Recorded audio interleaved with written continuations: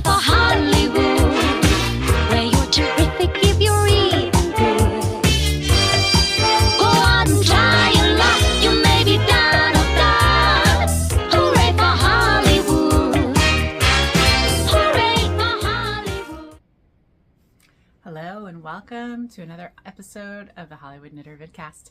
My name is Allison. I'm your host from my home in Los Angeles, California on Monday, February 16th, 2026. It is a very rainy and gray day for California, which is great for Southern California. We always need more rain days in our perpetual state of drought. Though this year we are, for the first time I think in 20 years, not in a drought state. But more rain is always welcome because it is. And it's a good day. It's a Monday. It's President's Day here in the United States, so it's a day off for me as a government worker. So it gave me a great day to sit down and talk to you before I go off on a bunch of travels and won't be home. So the other thing you'll notice, I cut my hair. Yeah, so I cut it because I do. I cut short, grow, cut, grow, cut, grow. So it was time to cut it. Something that would be easy to do, and yeah, it is a very flippy today because of it's very moist out, like I said, because it is raining pretty heavily. So yeah, it's just doing its thing, whatever that may be. So we're not going to try to mess with it too much. I say that and then I'm messing with it. Anyways, so let's get started. Hopefully everyone had a wonderful beginning of the year. I think it's been about 6 weeks since I talked to you. It's right after the first, and I have had a lot of knitting and yeah, a fair amount of knitting. We're going to start off with my first FO that I'm wearing. This is the Lento by Jonna Helen. This has been done by a bunch of people. It is a sweater done with a fingering weight and a lace weight held double and a very loose gauge, and super easy, super wearable, very light but yet warm because of the mohair. Now I used Emma's yarn Hella Hank and nailed it, and that's an 80-10-10. And then that I picked that up on D-Stash from somebody at Virginia Beach, I think last year, the year before, with the idea that I wanted to use it in a fingering weight sweater. And then I picked up at Maryland last year the Surrey Silk blend from Little Fox Nuages and Honey Bear. And so it actually was a brighter orange, and it really toned down. I didn't, because I finished this. When did I finish this? I finished this a while ago. I finished January 3rd. I was almost done last time. So I put the leftovers away, but loving it. I did it a little longer. You'll see a little video here. I did it a little longer. It actually calls for crop. I didn't want crop. And when I finished it, I was actually debating if I made it too long or not, but I actually, after I blocked it, I liked the length.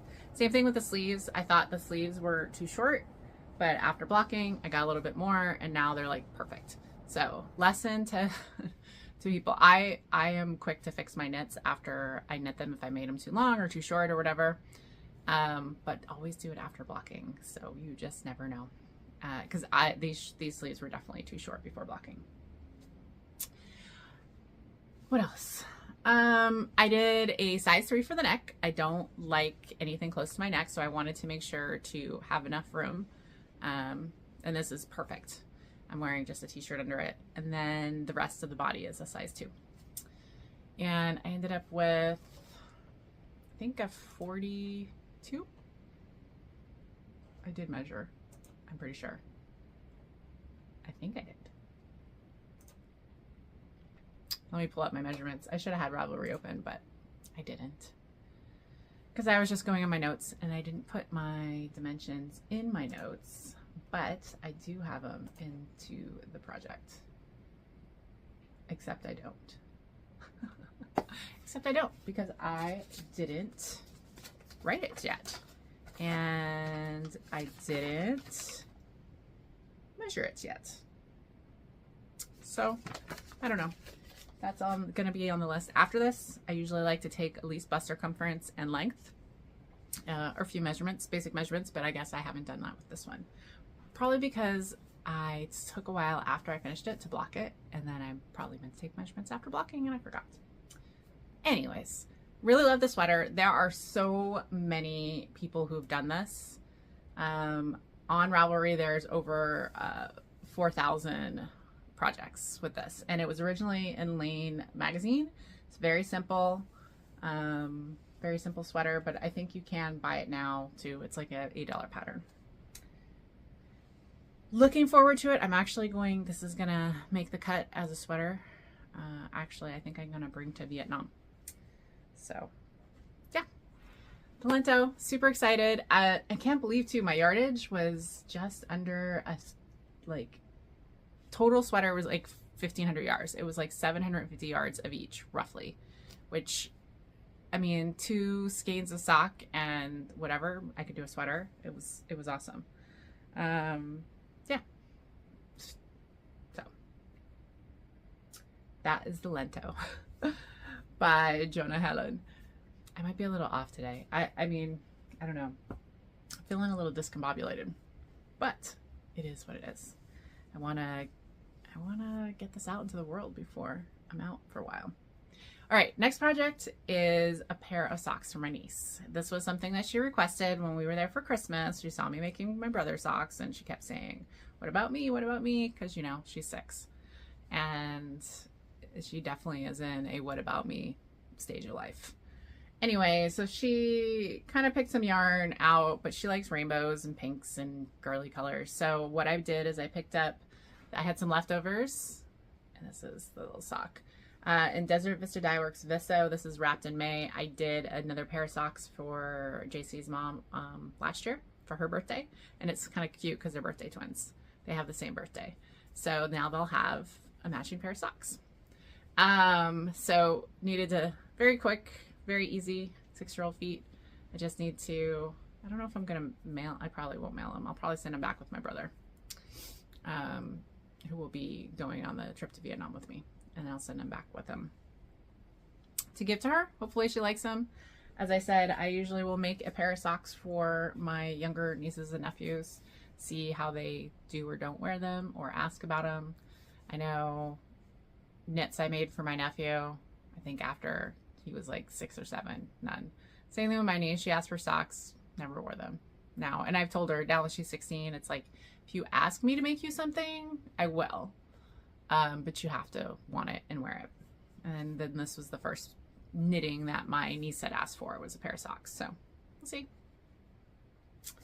Next up was another pair of scrappy socks. I don't know if you guys remember last year, I did a kick at the beginning of 2026 that I used like partial balls of fingering weight.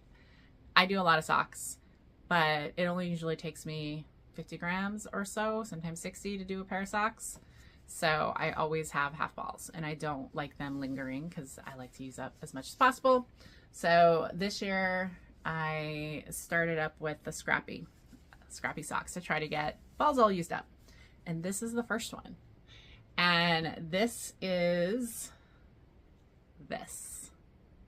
That's what the colors are. I had Desert Vista Dye Works, the Visso, and I wanted to use it up. So I used it, and then I alternated. This is actually a 3-striper, 3 rows.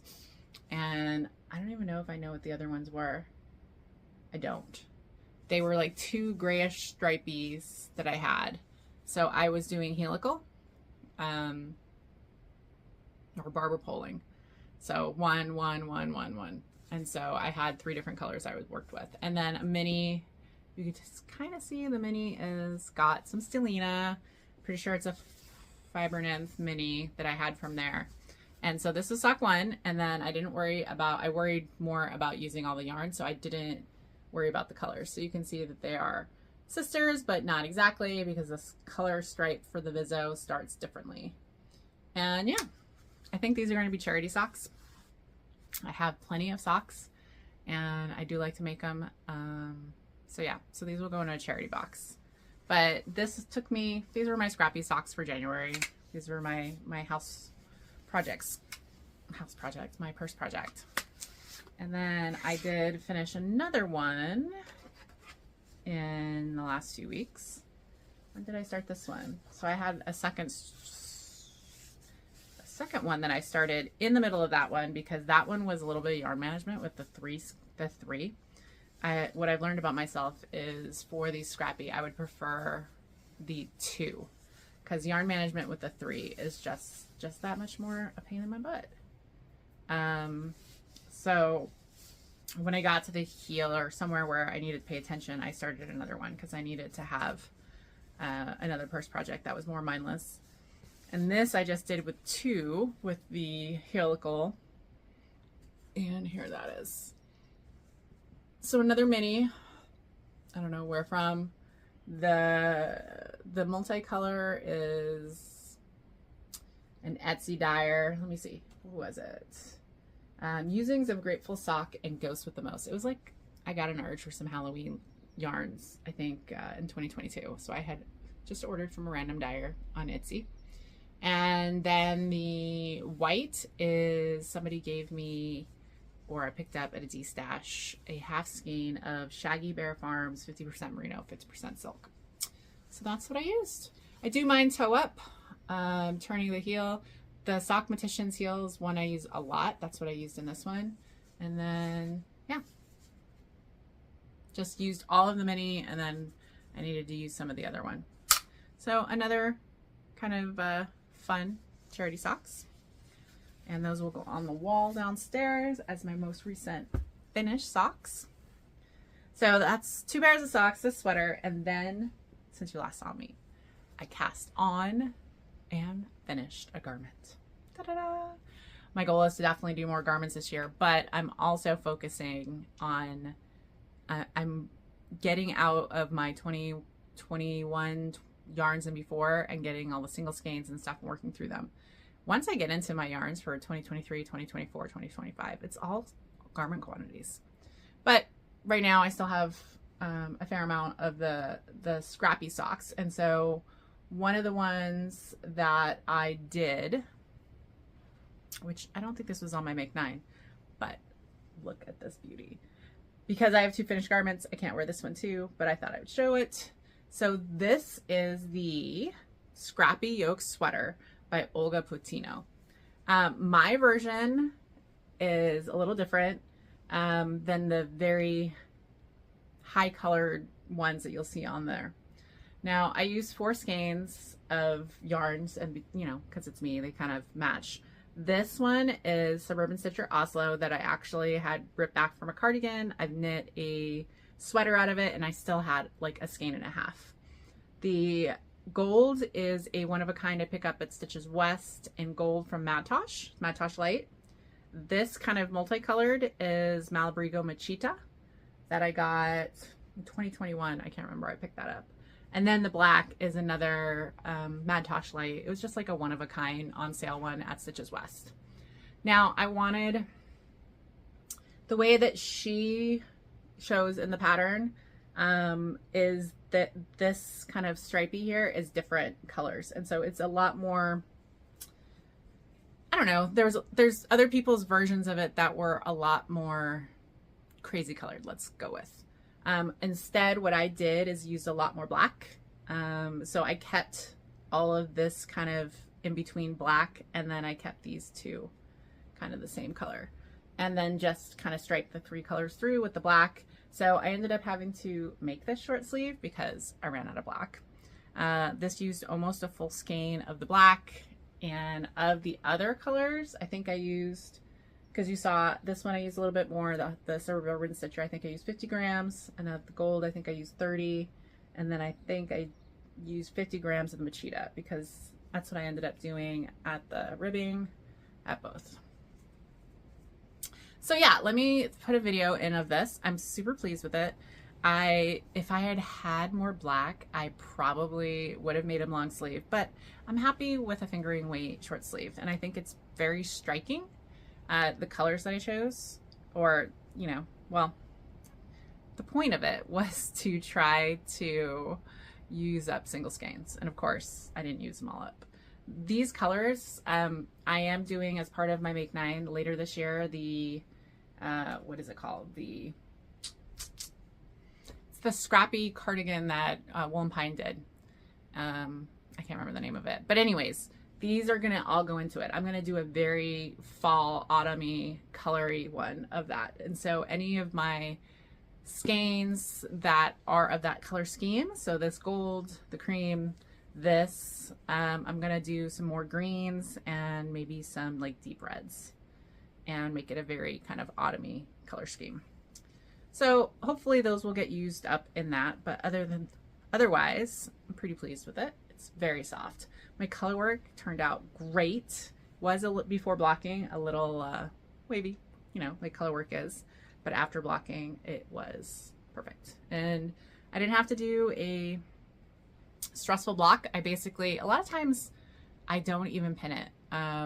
So yeah, so I just did a good soak and then laid it out, kind of just pulled it into place and then left it to dry, and it was perfect. It was a fair amount of ends, but you know, that is what happens when you do scrappy color work. Well, it's not scrappy, but yeah. I followed, I think this was also a size 2 or size 3. So we'll see what size I ended up with.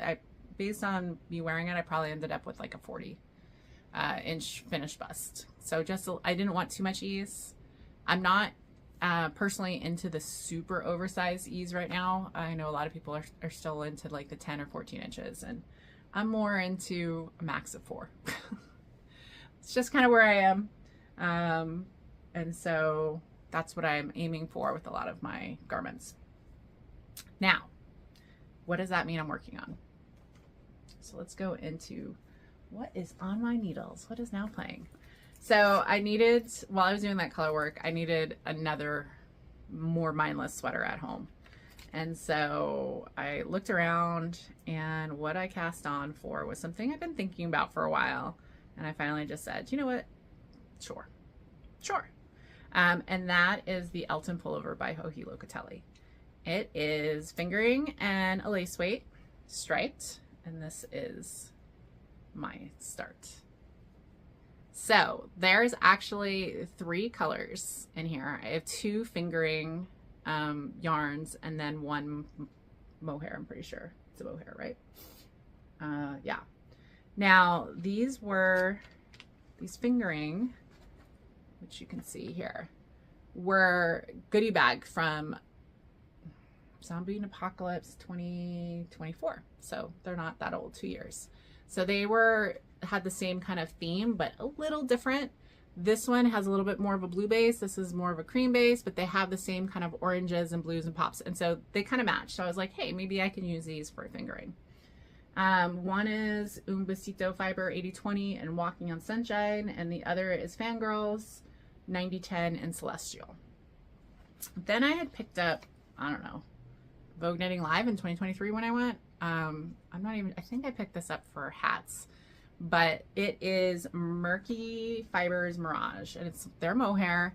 It's not exactly the same colors because this has more pops of pink and yellow, and these are more pops of blue and orange, but there's an occasional like little pink here and there. So I was like, yeah.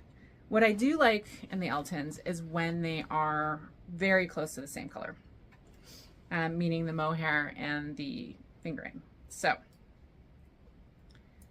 let me show you again. I'm pretty pleased with it. I'm in the body right now. I've done the shoulders in one color, and now I'm just striping down, and you can see where it's a little different. Like here, this is a little brighter than the blue base, but I still think it totally all goes. And this is going to be my mindless project for travel for now.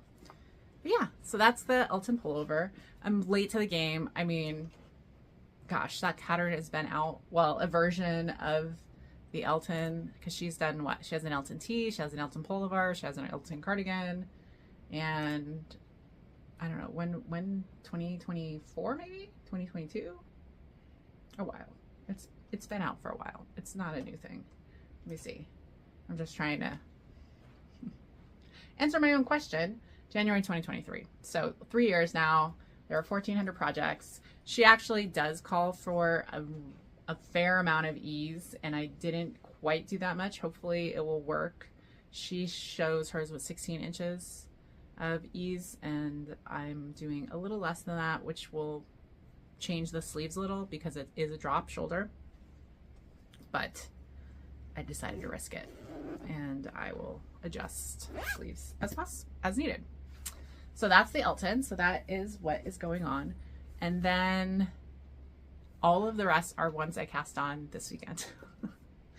So I had just finished one of the striping socks, and I finished my my Olga pattern, my shocking, not shocking stripes, my scrappy yoke.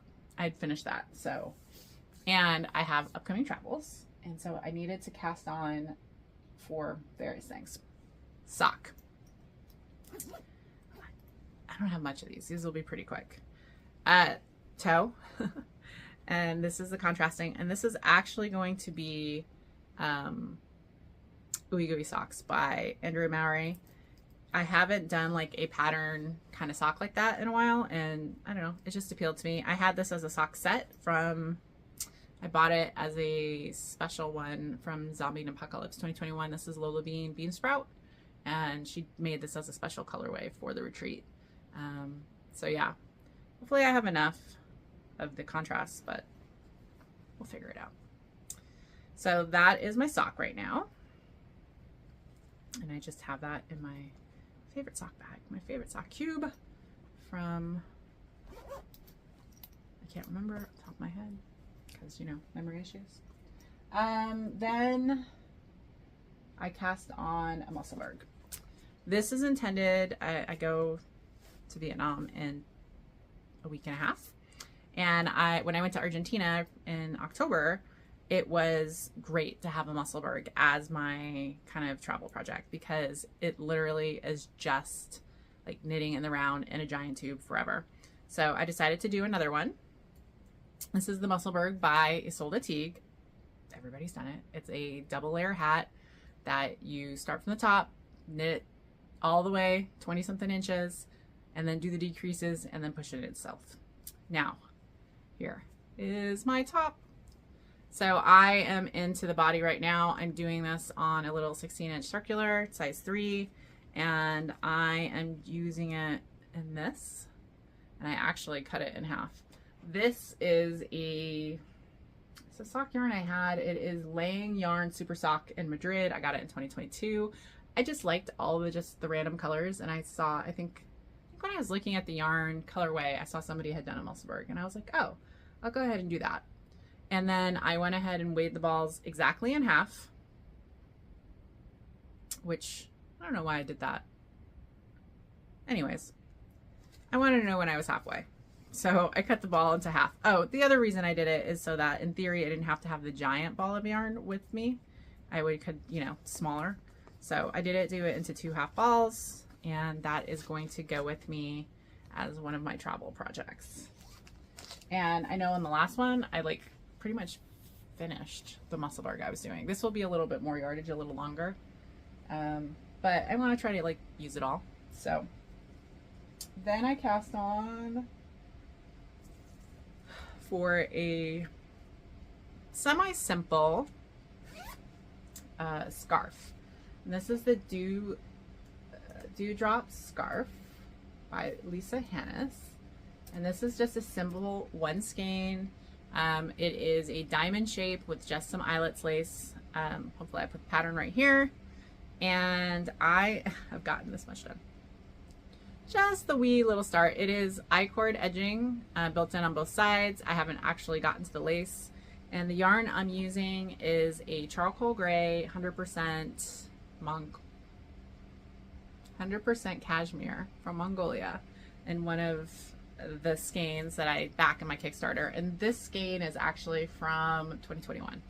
So this was another one of me trying to get some of that old stash, and so I decided that I like the shape of the one I just did for Hohi's, but that was kind of that kind of diamond shape, and I really like wearing it. So I thought I would knit another one. This one I also did the same thing where I did it in half, so that this one is important to go halfway and then start your decreasing and go the other half.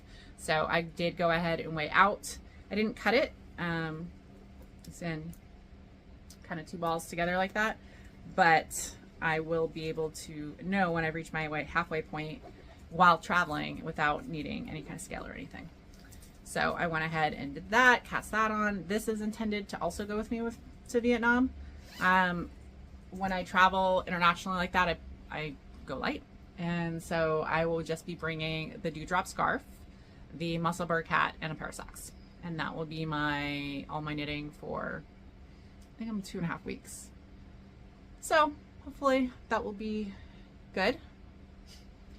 And if everyone's like, oh, what if you run out of knitting? If I run out of knitting, then I just knit socks. I mean, not knit socks. I read more books. That's all. But I know for my last few trips, I've actually, sometimes I overestimate. It depends on the type of travel you're doing, whether you can knit or not, or how active or what you're doing. So I think I'll be fine. And as I said, if I run out of knitting, it's not the end of the world.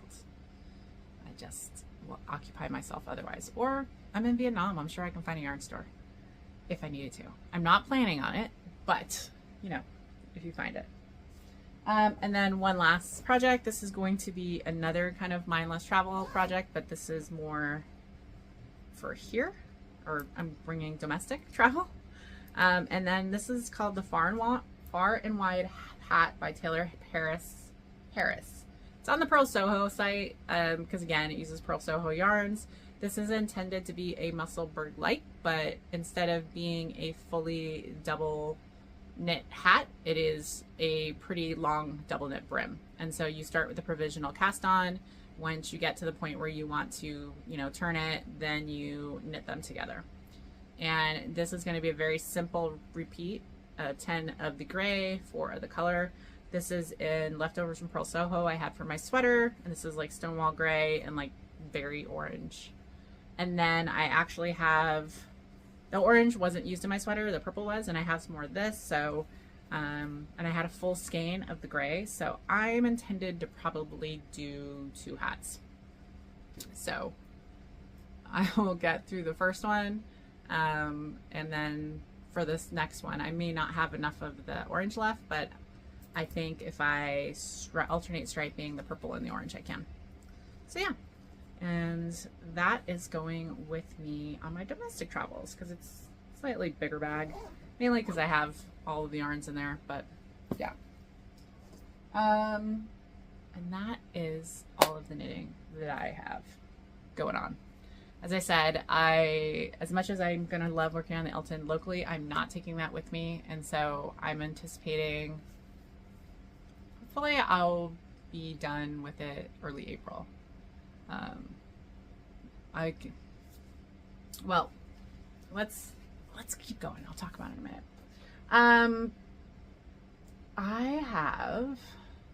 What have I been doing? So that's all the knitting. Now it's just, randomness of life and things like that. So, events that I've been doing is we've been going to my normal Broadway season tickets, and we saw 2 musicals recently. One I had never seen, and that was The Notebook, and neither one of us had seen it, both me and JC, and we had not seen the movie or read the book. So kind of didn't know anything about it, which is funny because when we said something to, I think his son, I think he said something to his brother, like everybody had seen The Notebook, the movie. And I don't know why I didn't see it back in the day, but I didn't see it. So we were surprised by the twist. Not the twist, but what was happening. But it was very well done. I enjoyed the musical. I enjoyed the performance. It was a little sad, obviously. If you don't know, if you haven't seen it, which I think most people have, it is the story of a couple where the woman has dementia. And it is going through like the 3, like when they met when they were, 17, 18, how they came together in their 20s, and now that they're this elderly couple, one of them has mentioned. Basically, The Notebook is a story, their love story, that he reads to her every day. So it's very, very cool. The actors in the musical were very cool because they basically had 3 different actors playing each character at different stages of their life. They interacted with each other, so kind of like memories, you know, they played out memories, and so the older ones watching the younger ones, and it was really well done. I enjoyed it. Definitely recommend. The other one we just saw that was coming through was the Book of Mormon. Book of Mormon's been around for a while. It is a musical done by the creators of South Park. And so it is a little on the irreverent side. It is specifically about the Church of Latter-day Saints of Jesus Christ, aka the Mormons. This was my second time seeing it. I saw it probably 15 years ago.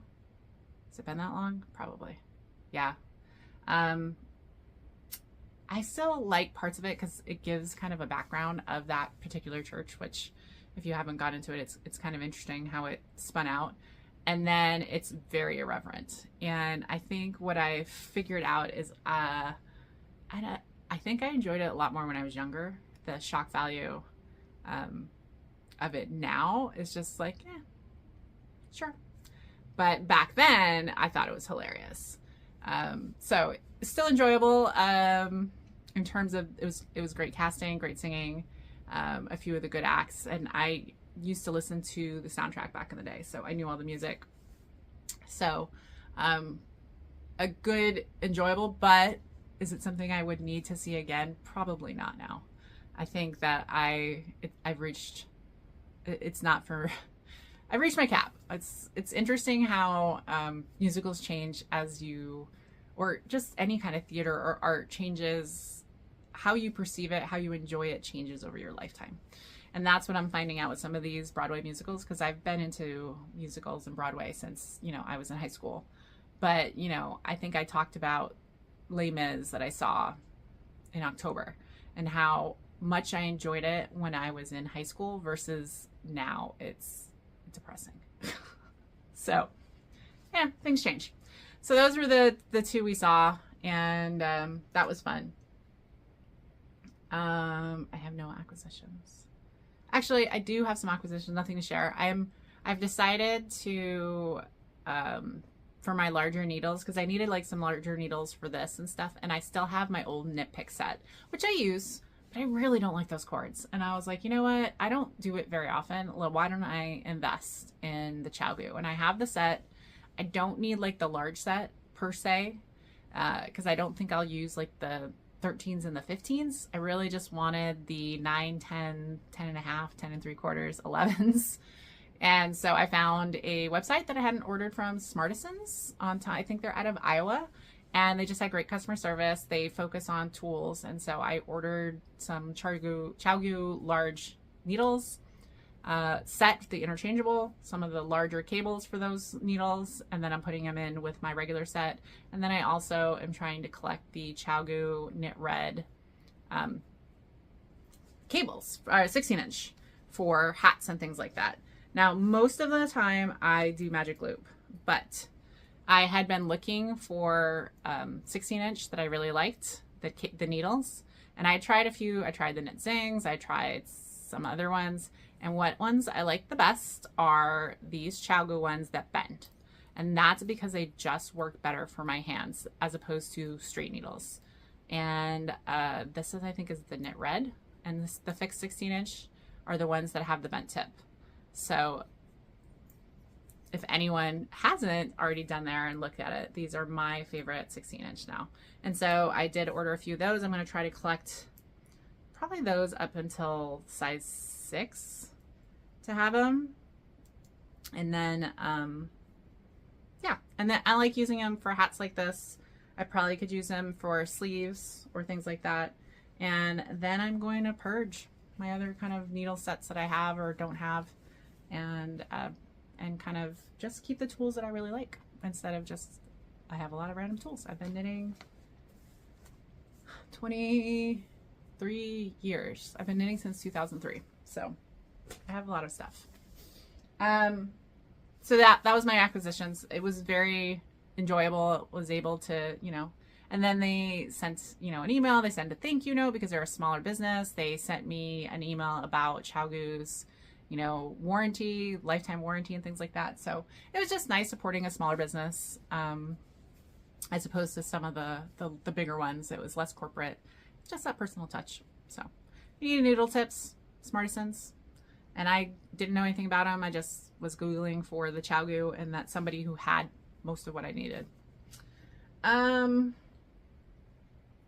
TV. I will recommend two things. One I've recommended before, but I really like it. And Shrinking is back on Apple TV. I love Jason Segel. I love the irreverency of that. The whole cast. It's just a continuation of those characters in and dealing specifically with Harrison Ford's progressing disease, and so how they all come together and all those things. It's just fun to watch. The other one I've been watching, which I wasn't sure about, I was sure about last season, is Hijacked. This is Idris Elba. It's Apple TV. Last season, he was on a plane that got hijacked, and then it was this whole, what was going on in there. And then this one started with him hijacking a train in Berlin, and it was like, but I hooked after the first episode. It's again very well done. 2 episodes left, so I highly recommend that. It's a good twisty kind of turny, and he's such a good actor, and it's just enjoyable. So those are 2 I recommend right now on Apple TV. Books. I have read 21 books since the last podcasts, and that brings me up to 21 for the year. So what are we, 6 weeks in? 21? That should be good. Most of them are light. I don't even think I have any I want to particularly highlight this time. A lot of them, not even a lot of them, I think like 95% of them are continuations of series. And so I've probably mentioned a lot of them before. I will mention some authors. I did read 2 Abby Jimenez and 2 Annabelle Monaghan books. Both kind of beach romance ago. That kind of light romance that you pick up and read on a beach vacation. They were both like that. One was kind of loosely based on a series in that you saw a character from a previous book in the next book. That was the Happily Ever After playlist, book 2, and then Just for the Summer was book 3. And then the other 2 I read were Summer Romance and Same Time Next Summer. Very easy reading, very light. Those authors are just really good at writing those, and so they're fun to read. I did a lot of my mystery crime ones. Martin Walker, Chief of Police.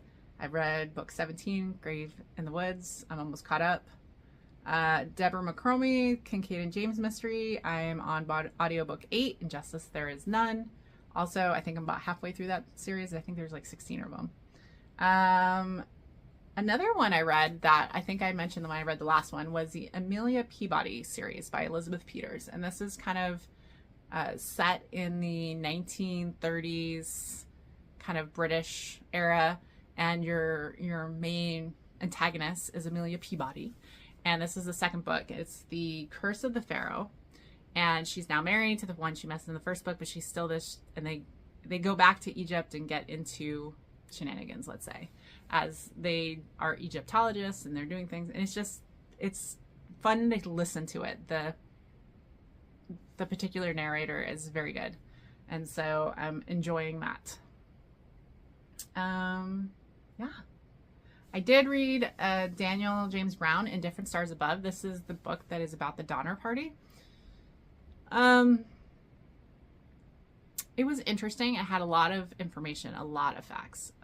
But the type of storytelling he was doing, I don't know, it didn't interest me as much. And so I found myself skimming a lot of it. I would read the parts that were interesting, and it wasn't just, the Donner Party is specifically known in California for needing to, being stuck trying to cross in the mountains, the Sierra Mountains, and having to do some cannibalism. So that part was at least getting into it, like working up to the crossing of the plains and the dragons and the various people that were in it. Like this person, lots of investigation, lots of detail. So yeah, I mean, I read it and it was interesting to read, but as I said, I found myself skimming a lot of it, which is pretty typical for me in nonfiction. I'm a sucker for good fiction. Nonfiction, every so often I'll pick one up and try to do it, but not as crazy. So those are my books. Planning on reading some more. Upcoming travels. So where am I going? On Wednesday, so in 2 nights, I'm actually doing a red eye, which I'm not a big fan of the red eye, but I wanted to be at the retreat as long as possible. I'm going to Virginia Beach. Yarn Getaway by my friend, hosted by my friend Martha Knit Crit. She's been doing it quite a few years now, and I try to go like every other year, though I think I went last year. Anyways, I see quite a few of my friends there, and it's in Virginia. It's on the beach. It's in February. So I'm flying out on the red eye on Wednesday. I should get there Thursday, I think like noonish. That'll give me all day Thursday. Usually when I travel, I'd usually travel during the day on Thursday, and so I get there late. But I'll get there at the beginning. And then I have Friday and Saturday, and then I have to fly back early on Sunday. Because on Wednesday, the 25th, my brother and I fly to Vietnam for our tour. This is the Wandering Earls tour group. I just love their tours. This is my 3rd tour with them. So I went to India with them a few years ago. Then my brother and I went to Morocco with them last year? The year before? It was the year before. And then we're going to Vietnam this time. So very excited. So we fly out, and it's a very long flight to Hong Kong, and then Hong Kong to Hanoi. No, Ho Chi Minh City. We fly back out of Hanoi. And then we're wandering around the country for 2 weeks. On this tour, we're doing lots of fun stuff, and I'll share some of that as we go. And then my brother and I, that's 2-week tour. And then we have done one of the things, we're flying Cathay Pacific, and Cathay Pacific lets you do a kind of long stopover in their main hub, which is Hong Kong. So we're actually flying on the Friday into Hong Kong, and we're staying in Hong Kong for about 48 hours. And then we're going to fly back to LA. So looking forward to that.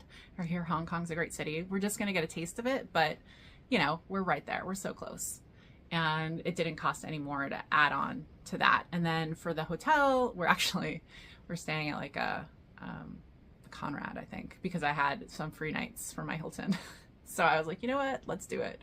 We're going to come off this kind of, not grungy, but small kind of moving around. Like the tour that we do is a max of 12 people. And we're going to be doing, getting around via bikes and small vans and open tour Jeeps and things like that. It's one of the reasons I like this particular tour group. It's the gentleman who started it. It still travels the world. He's out of Massachusetts. He was actually my tour guide for India. And he focuses on just going to these countries and meeting people and connecting and doing these great adventures and seeing a lot of things, but doing it with smaller people. So you're not going on a giant bus, and you're not going in, for the most part, into, you know, you're staying at smaller guest houses and things like that. So, and you always have a guide, which I like. I know this particular guide is one who I think focuses and does most of their Vietnam ones. And they're a very small tour company. I think they're 6 or 7 employees. So, but yeah, looking forward to it. I've already booked with them for another tour for next year, in 2027, where for my brother and I, we're going to go to Namibia. So that will be a big animal safari stuff. And again, very excited. And if you haven't been here for a while, I travel with my brother on these international trips because although I love my partner very, very much, he's not the adventurous type for this kind of travel. He much prefers more relaxed, less frenetic, let's go with, or less seeing all the things. And then he just doesn't have an interest in some of these countries that I have an interest in. So we are perfectly okay traveling alone. We do travel together. But in fact, the trip after I come back, we're doing our annual kind of weekend trip down to the comic book convention. That's down in Anaheim. That's in March. Then these are just my other travels because, you know, I love my travels.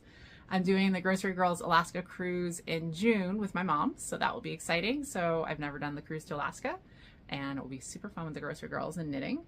And then I have a girls trip in Virginia in June. And my nieces come to visit in July. My niece is very excited. She's 6. This will be the first time she gets to come visit me. She has a countdown calendar apparently. So she's looking forward to it. We'll do Legoland and some of the other normal ones I do on their first trip out here. Then I think I'm going to Flock, Seattle with some other friends. So that will be fun. We're going to be up there for a few days. And I think we're just going to check Flock out for like the Saturday. Then my roommate, my college roommate trip, I like to say, though we've added a few more people.